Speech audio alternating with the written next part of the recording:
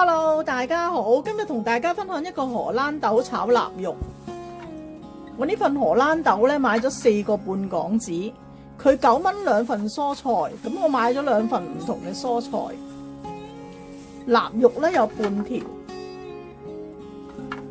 另外有啲薑同埋蒜頭嘅。呢個臘肉咧，我哋用啲熱水洗一洗佢。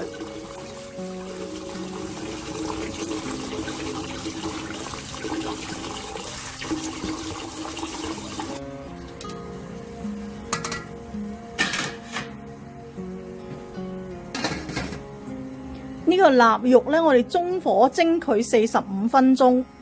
你唔蒸佢都得嘅，就咁炒咧，佢係會韌啲；蒸咗佢咧，係肉質會軟滑啲嘅。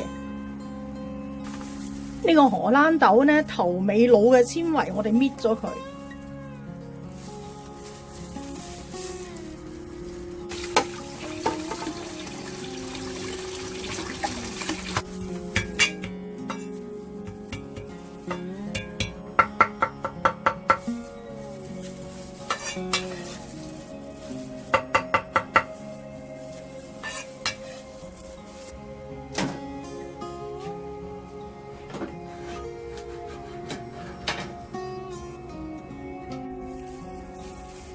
呢個蒸臘肉嘅汁咧，可以一陣留翻佢炒呢個荷蘭豆。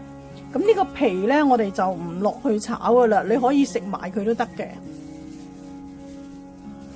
我用呢個係切熟肉嘅砧板。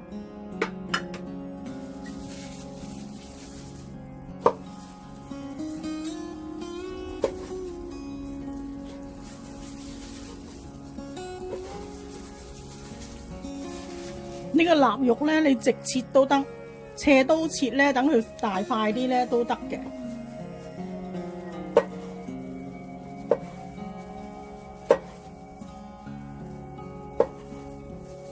呢個臘肉咧，我哋一陣唔需要爆佢噶啦，爆佢咧佢就會韌噶啦。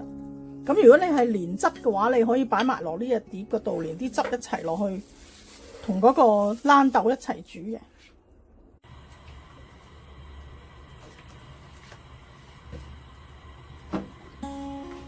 爆一爆呢個薑蓉、蒜蓉，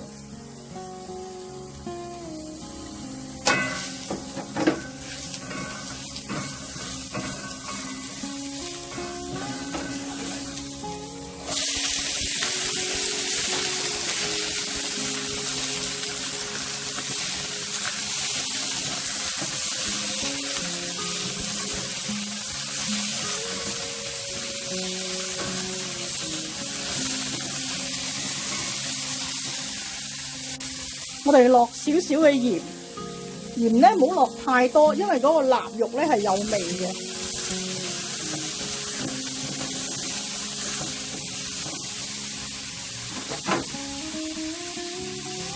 蘸1湯匙嘅紹酒，冚蓋焗佢30秒。如果你唔落紹酒咧，你都可以落1湯匙嘅清水。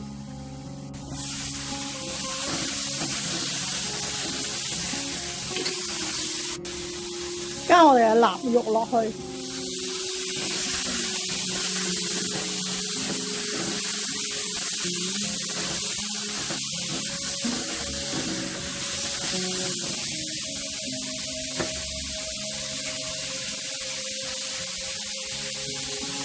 落返1茶匙嘅糖，和一和個味。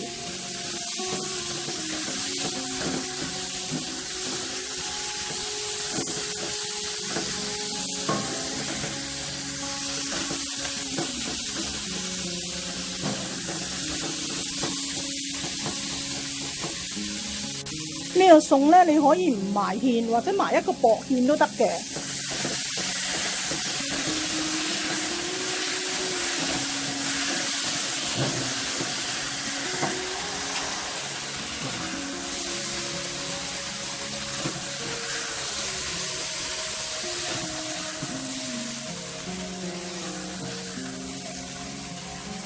呢個芡汁咧，其實要薄到咧，你係埋咗芡咧都唔覺得埋芡嘅。